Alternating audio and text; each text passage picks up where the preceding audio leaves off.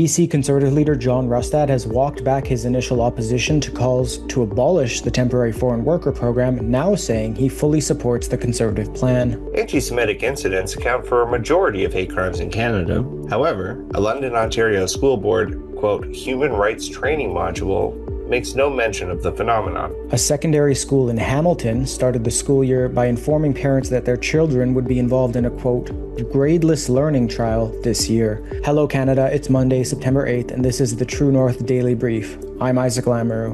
And I'm Alex Zoltan.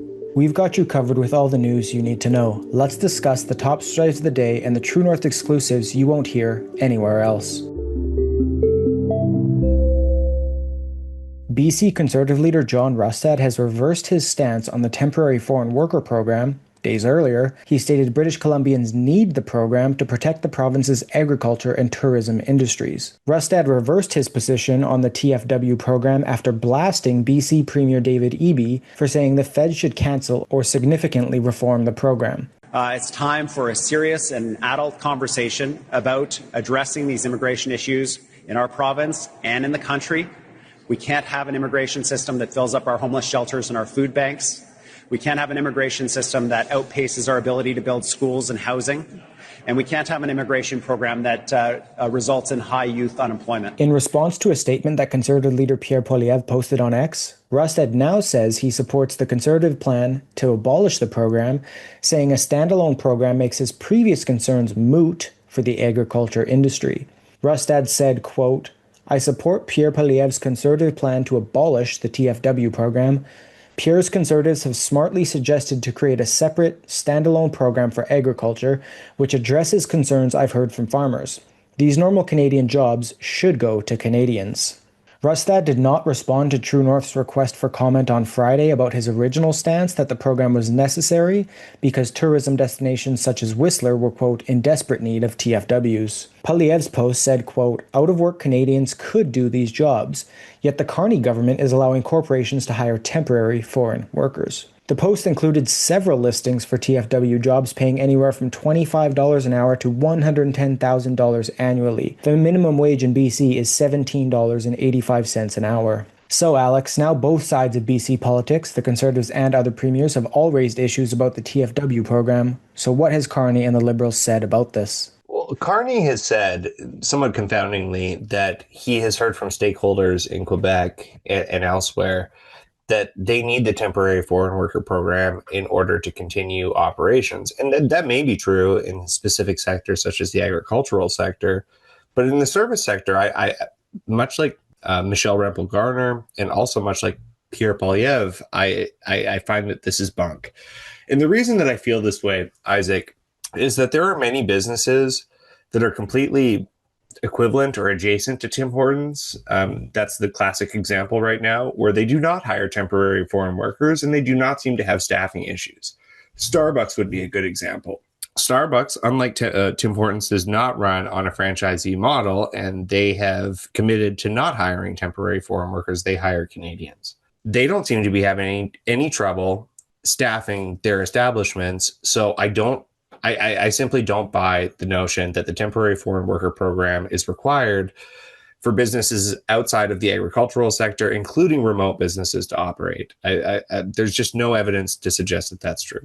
Yeah, Alex, we've all seen the videos. It's certainly not a supply issue when these job fairs have hundreds, if not thousands, of youth lining up for these jobs. It's not a supply issue. It just comes down to these companies want these jobs funded through the government, aka through the taxpayer. Well, I think a huge part of it as well is that not only specifically when it comes to the temporary foreign worker program for students, a lot of these franchisees receive a kickback from the government for hiring them, but they also receive the added advantage of this person being locked into that contractual obligation to work for that person. And in some cases, their housing is also reliant on that individual. So as a crime reporter for True North, I can tell you right now, Isaac, we have seen cases of sexploitation in which franchisees or business owners have brought in temporary foreign workers and have made them do terrible things. And in the UN, of all establishments, one that you would think is very supportive of federal liberal ideas, because those two institutions, the federal liberals and the UN, seem to be in lockstep. Even they have said that the federal liberal temporary foreign worker program as it currently exists, and I understand that the program is not necessarily a liberal program, it's a hybrid of liberal and conservative policies, but the UN has said that this is a form of modern slavery. Internal documents obtained by True North reveal that human rights training modules at London's Thames Valley District School Board are out of touch with the patterns of religious discrimination reported across Ontario schools. These documents, covering 4 human rights training modules, were part of an internal staff meeting. The human rights training slides covered the foundations of human rights law, definitions of discrimination and harassment, and the legal duty to accommodate. All 4 sessions were identical except for the final one. In April 2024, staff were shown 2 additional videos covering themes of what they call microaggressions. One was an American-produced clip about race politics. The second was a Canadian-made clip centered on anti-Muslim bigotry, depicting a young girl in a hijab bullied throughout the school day by white classmates. The training did not contain any material on the growing reports of pervasive anti-Semitism in Ontario schools. Exact hate crime figures for the London metropolitan area census are not publicly available or by religious groups. However, a report to London police boards in 2023 showed that hate or bias-motivated hate crimes in the city rose by nearly 40% compared to the year before, continuing an upward trend observed since 2019. At the national level, Statistics Canada recorded 1,284 police-reported hate crimes motivated by religion in 2023, a 67% increase year over year. Jewish people accounted for over 70% of those cases, while Muslims represented just 16%. True North contacted the Thames Valley District School Board Director and Human Rights Office to ask why the Human Rights Training module included no reference to anti-Semitism while still highlighting anti-Muslim hate, and to clarify as well what measures were being taken to address anti-Semitism within the board. No response was received. So Isaac, this clearly isn't an isolated incident for Ontario school boards. What other criticisms have been levied at Ontario schools by Jewish Canadians and their allies with regards to anti-Semitism? Yeah, Alex, it's a long list. Jewish Canadians and their allies have recently levied various criticisms against Ontario schools and school boards. And just briefly on what you mentioned there, beyond the gaps in training, parents within the Thames Valley District School Board have shared that their children are routinely subjected to anti-Semitic slurs and that complaints to staff are frequently dismissed or minimized. Some families say students no longer feel safe openly identifying as Jewish in class or even on school property. Former federal anti-Semitism envoy Deborah Lyons documented 781 anti-Semitic incidents in Ontario schools between October 2023 and January 2025, and nearly half of them were never investigated, and about 1 in 6 involved teachers or school staff.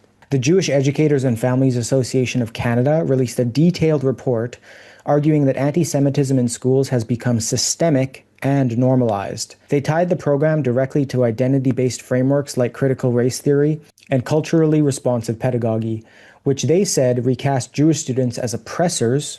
GIFA also called for reforms across the ministry boards, the Ontario College of Teachers, universities, and unions. And speaking of the Ontario College of Teachers, they too have come under fire, because Lyons' report and parent groups highlighted that the college has issued only 14 disciplinary decisions on anti-Semitism in 2 decades. Critics, including parents and Jewish advocates, say the regulator relies on educating offenders rather than sanctioning them, leaving Jewish students vulnerable. University of Toronto sociologist Robert Brim, who conducted the survey behind Lyons' report, said anti-Semitism also stemmed from radical anti-Zionist activism, politicized DEI programs, and hostile attitudes among some teachers and students. He warned that equity frameworks often cast Jews as privileged, creating a moral justification for targeting them. But the Toronto District School Board has been singled out even more so. Brim's research found that the TDSB accounted for nearly 40% of all anti-Semitic incidents reported in Ontario schools during the 16th-month study window. Incidents ranged from Holocaust denial to teachers wearing "From the River to the Sea" slogans, with administrators often dismissing or downplaying complaints. Together, These findings show that Jewish Canadians and their allies are not only documenting rising incidents, but also criticizing Ontario's schools, boards, and regulators for systemic failures in addressing anti-Semitism while prioritizing other political or ideological agendas.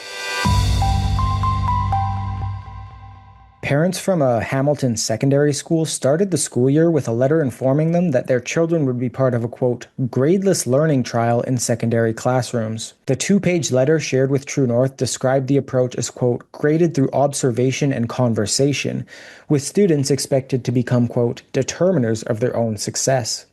Grade 12 students were told they would be, quote, their own assessors, required to discern their own achievement with the guidance of the teacher and achieve success along the way. The document acknowledged that the approach might be unclear, stating that, quote, sometimes without a grade, students may lack some clarity at first as to how they are doing, but if reflections are completed and conversations are had with their teacher, that disparity in terms of criteria of success should become clear. The teacher explained that the course would be, quote, going gradeless but not anti-grade. Rather, we are pro-feedback, which will initially mean there are no grades. Similar initiatives have already been implemented in other provinces. In 2023, the BC government eliminated traditional letter grades, A, B, C, D, for students in kindergarten through grade 9 and introduced a proficiency scale with descriptive terms such as emerging, developing, proficient, and extending. Polling conducted by Leger for the Fraser Institute found that parents across Canada overwhelmingly prefer letter grades. Paige McPherson, Associate Director of Education Policy at the Fraser Institute, said, quote, what I can tell you from our research is that gradeless learning is not in line with parents or what they actually want. 98% of Canadian parents say that regular, clear assessment of student performance is important to them. So, Alex, the article mentions similar experiments with curriculum and grades. What were the results of these new experimental forms of learning, and what have critics said about them? Well, the critics are, in my opinion, the most qualified people to speak on this, which is the parents themselves. Children should not be determining how they are graded. I assume that parents are better equipped to know what is good for their children's learning than the children themselves. Otherwise, why don't we just let the children teach themselves? In terms of how this experiment has worked in the past, it's not a typical experiment for elementary or high school students, where it is very, very important to ensure that people understand basic fundamentals in math, science, and other fields such as STEM. Right? You need to know how to read, write, and speak, and it is important for you to be graded. In my opinion, I'm not a teacher, and I'm actually not a parent, but in my opinion, that it is absolutely essential that children have some benchmark of how they are performing in terms of basic fundamental skills in English, math, and similar fields. But outside of elementary and high schools, in colleges and universities, such as one of the most classic examples is Evergreen State College. So they were one of the first colleges. This actually goes back to the 1960s. They introduced a program where there were no grades, and they continued that program up until present day. And that college is a clown show. They actually basically had the entire college blew up a few years ago. This was just before President Trump was elected the first time, because the students hated the administration and they said that they were all racist. I believe that gradeless systems are antithetical to the concept of education, even at the university level. At the elementary and high school level, I think it's almost a form of child abuse. That's it for today, folks. Thanks for tuning in. You can stay on top of new episodes every weekday by subscribing to the Daily Brief on iTunes and Spotify. Also, while you're at it, make sure to hit us with a 5-star rating and please leave a review.